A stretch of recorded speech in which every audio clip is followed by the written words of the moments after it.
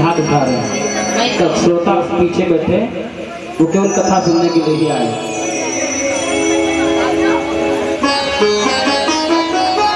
अच्छा देखो, आप सभी ने दोपहर में कौन सी कथा सुनी? महाराज की कथा। जो लोग आए थे उन्होंने भगवान के महाराज की कथा, श्रीमद् भागवत की कथा में श्रवण किया। महाराज कथा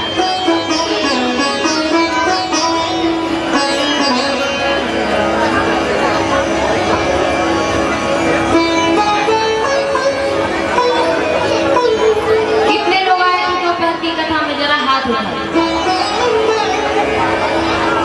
अब नहीं सुना ही नहीं है, चलो ठीक है, कोई बात नहीं। जब जागो तभी सवेरा।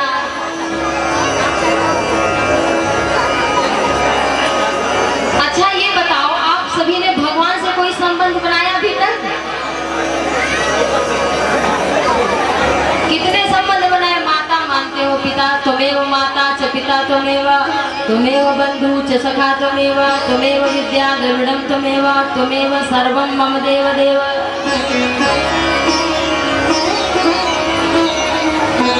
जैसे वसुदेव देवकी, नंद बाबा, यशोदा मैया अपना बेटा मानती है। मैंने दोपहर की कथा में ये भी सुनाया था कि भाई जिनके जीवन में किसी संबंध की कमी हो वो भगवान से जोड़ लो। अच्छा, गोपियां कैसे भगवान को प्यार करती हैं, कैसे प्रेम करती हैं, कैसे उनसे मिली? गोपियां जब अपने घर में झाड़ू लगाती हैं तो भगवान ये सोचती हैं कि भगवान के लिए हम झाड़ू लगा रहे हैं, भगवान हमारे घर आएंगे। जैसे सदरी मैया रास्ता बुहारती थी तो हर दिन उनके मन में ये कामना रहती थी कि राम जी आएंगे, और राम जी सचमुच एक दिन आ गए। भगवान की भक्ति कैसे करना है? भगवान से कोई ना कोई संबंध जोड़ो, प्रेमी का संबंध जोड़ो, पति का संबंध जोड़ो, भाई का जोड़ो, बहन का जोड़ो। कोई ना कोई संबंध जोड़ना है कि नहीं? अगर अभी तक नहीं जोड़ा कोई संबंध तो आज कथा सुनने के बाद कोई ना कोई संबंध भगवान से जरूर जोड़ लेना, क्योंकि बिना संबंध के रिश्ता होता ही नहीं है, रिश्तेदार कोई बनता नहीं है। तो भगवान से कोई ना कोई संबंध जरूर जोड़िए।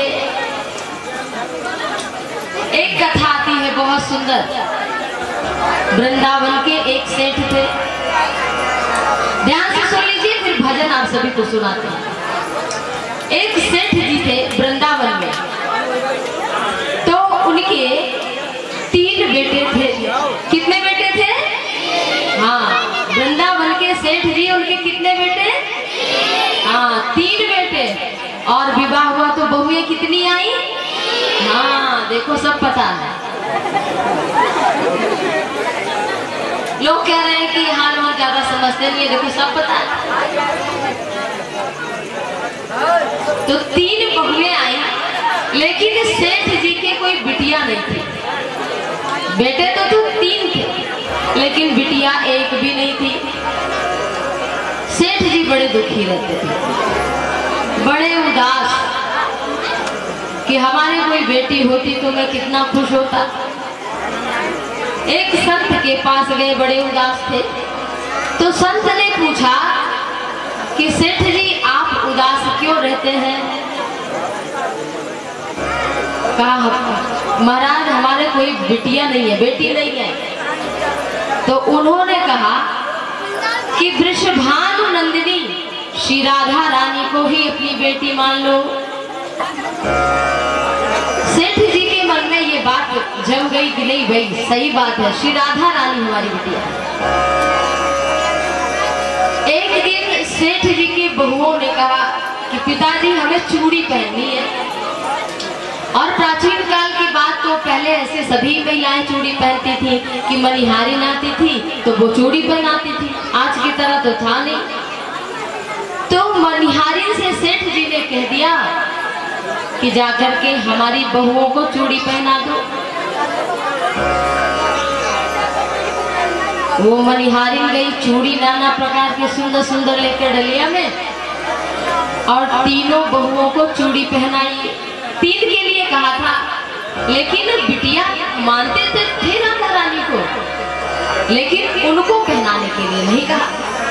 तो राधा रानी ने सोचा कि हम भी चूड़ी पहन लेते हैं पिता के यहाँ।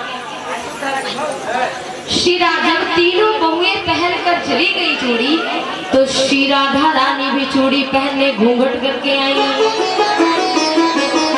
उनका हाथ देखकर मनिहारिन के एक एक रोम पुलकित हो गए, नेत्रों से अश्रु बहने लगे, क्योंकि राधा रानी को छू रही थी। वो साधारण नारी तो थी, श्री राधा रानी वृषभानुनंदिनी श्री कृष्ण की प्रियतमा है। उनको जब छुआ, स्पर्श किया, तो उसके रोम रोम एक एक रोम खड़ा हो गया, पुलकित हो गई वो। लेकिन फिर भी सेठ जी से उसने फिर जाकर कहा कि देखो हमने तुम्हारी बहुओं को चूड़ी पहना दिया। कितने को? बोली 4 को। सेठ जी ने कहा कि हमारी बहू तो केवल 3 है, 4 को कैसे चूड़ी पहना दिया? सेठ जी ने कहा कि अगर तुम्हें ज्यादा पैसा चाहिए तो बता दो, हम पैसा ज्यादा दे देंगे, लेकिन झूठ क्यों बोल रही है? तो बोली अरे झूठ नहीं बोले, 4 बहुएं थी, 4 ने चूड़ी पहनी। बात पक्की हो गई। सेठ जी ने कहा चलो मैं दे दूंगा, कल ले जाना, मैं घर में पता कर लेता हूँ। घर में आए और बहुओं से पूछा कि कितने लोगों ने चूड़ी पहनी। बहुओं ने कहा कि हम 3 ने पहनी, क्योंकि बहुओं ने भी राधा रानी को तो देखा नहीं था चूड़ी पहनते हुए। सेठ जी ने कहा चलो अच्छा है, उसके मन में लालच आ गया है, 3 की जगह वो 4 का पैसा लेना चाहती है, हम दे देंगे, क्या है। लेकिन उस दिन श्री राधा रानी ने सेठ जी को स्वप्न दिया।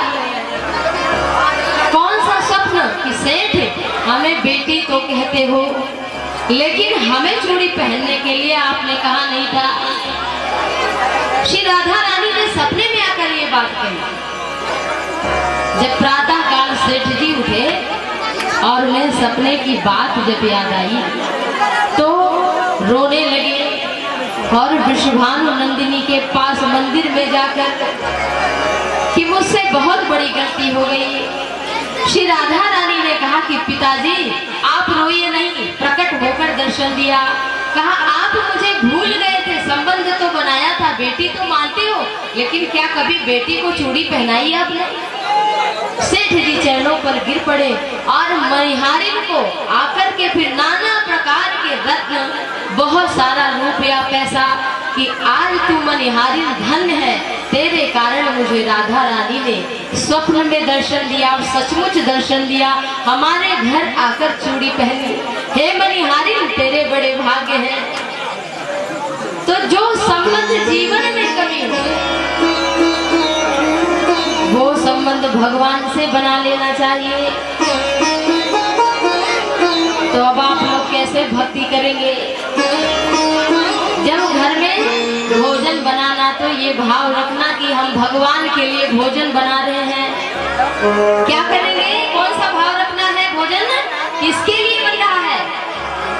भगवान के लिए। तुलसी दल डाल करके पहले ठाकुर जी को भोग लगाना, जो फोटो हो उसके सामने तुलसी दल रखकर भोजन का भोग लगाना। तो दिव्यम वस्तु गोविंदम तुभ्यमेव समर्पये। फिर तो आपकी भक्ति पूरी हो गई। आप कपड़ा खरीद के ले आए, प्रभु प्रसाद पट भूषण धरई, कोई गहना आभूषण आदि लाए तो भगवान को चढ़ा दे,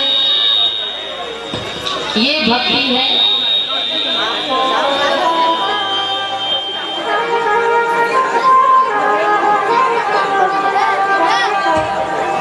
शिवा के बिहारी